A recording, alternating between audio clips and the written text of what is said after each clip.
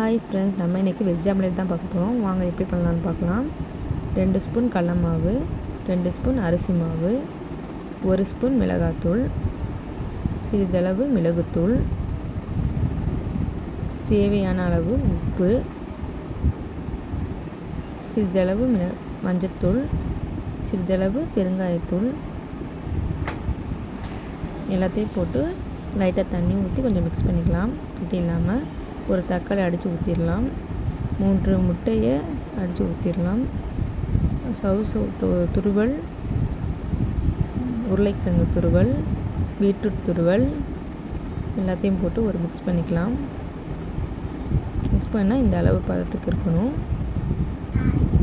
கொஞ்சம் நேரத்துக்கு தோசைக்கல்லில் சூடான தோசை ஊற்றிக்கலாம். தோசை மாதிரி ஊற்றிக்கிட்டோன்னா வெஜ் ஆம்லேட் ரெடி. இந்த மாதிரி நீங்களும் செஞ்சு பாருங்கள் ஃப்ரெண்ட்ஸ். இப்படி இருக்குன்னு கமெண்ட்டில் சொல்லுங்கள்.